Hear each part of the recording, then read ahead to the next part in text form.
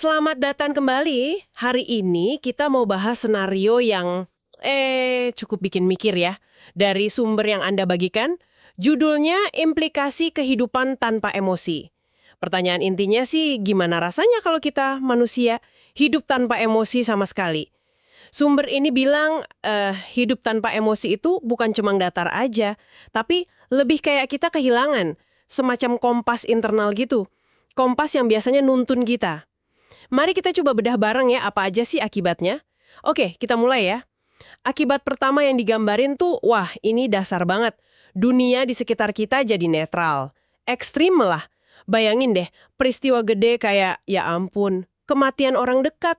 Atau sebaliknya, pencapaian luar biasa. Itu cuma diproses otak sebagai, ya fakta aja. Nggak ada sedih, nggak ada seneng, nggak ada kecewa.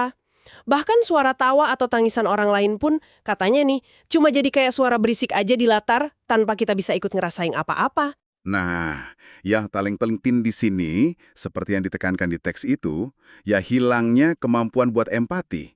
Itu dia, tanpa bisa ikut merasakan. Koneksi kita sama kondisi emosi orang lain itu benar-benar putus.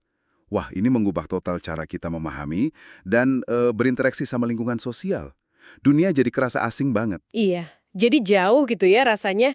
Dan hilangnya kemampuan merasa ini seperti yang dijelasin lagi langsung kena ke cara kita ambil keputusan. Betul kan? Banyak pilihan penting kayak milih pasangan hidup atau jalur karir, itu kan sering dibantu sama rasa atau intuisi.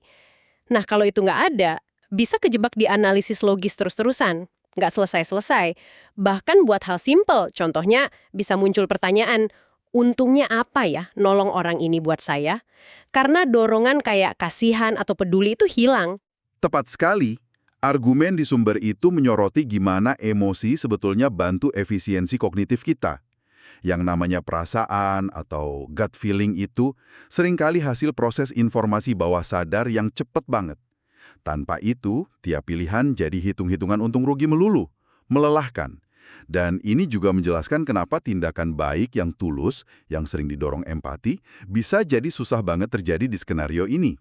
Terus, gimana soal hubungan antar orang? Sumber ini gambarin ikatan sosial jadi kayak mesin ya, hampir kayak transaksi aja. Pertemanan atau keluarga, dievaluasi cuma dari gunanya apa buat kita. Konsep kayak ikatan batin, setia, kangen, bahkan cinta, itu cuma jadi kata-kata kosong. Nggak ada maknanya, nggak bisa dirasain. Beda banget ya sama pemahaman kita soal hubungan.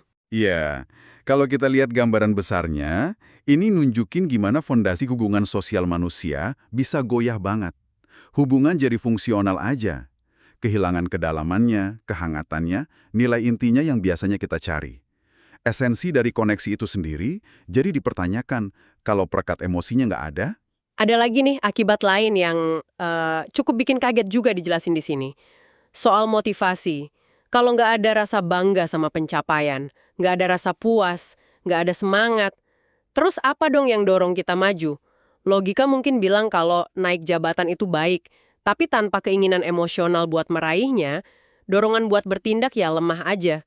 Begitu juga sebaliknya, tanpa rasa takut atau cemas, sistem peringatan bahaya kita juga hilang. Nah, ini nunjukin fungsi ganda emosi yang digarisbawahi di teks itu. Sebagai pendorong, kayak ambisi, hasrat, sekaligus sebagai pelindung, kayak waspada, hindari risiko. Keduanya penting banget buat kemajuan dan, ya, bertahan hidup.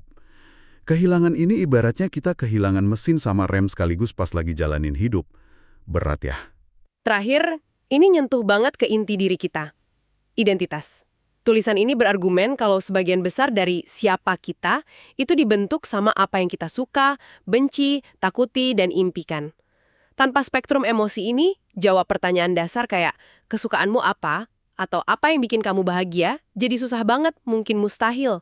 Diri kita jadi kayak wadah kosong aja, nggak ada preferensi, nggak ada warna kepribadian. Betul. Ini ngangkat pertanyaan penting soal gimana sih identitas personal kita itu terbentuk. Nilai-nilai, kesukaan, bahkan kepribadian kita, menurut argumen ini, itu lekat banget sama respons emosional kita terhadap pengalaman. Tanpa jangkar emosi itu, konsep diri jadi abstrak banget, susah didefinisikan. Jadi kesimpulan besarnya apa nih? Pesan utama dari sumber ini kuat banget ya. Emosi itu bukan cuma bumbu kehidupan atau gangguan yang perlu diatur, tapi justru fondasi pengalaman kita sebagai manusia, semacam sistem operasinya kesadaran kita. Iya, betul sekali. Sumber tersebut melukiskan kalau emosi itu yang ngasih warna, ngasih makna, tujuan, dan arah. Tanpanya, hidup mungkin ya bisa tetap jalan secara fungsi, efisien kayak mesin. Tapi kehilangan esensinya, kehangatan, koneksi, dan alasan mendasar yang bikin pengalaman hidup ini terasa ya bermakna dan layak dijalani, itu yang hilang.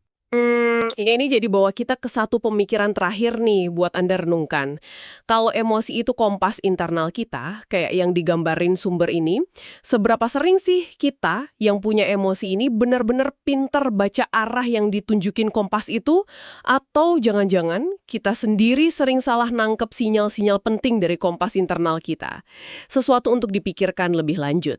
Sampai jumpa di pembahasan berikutnya.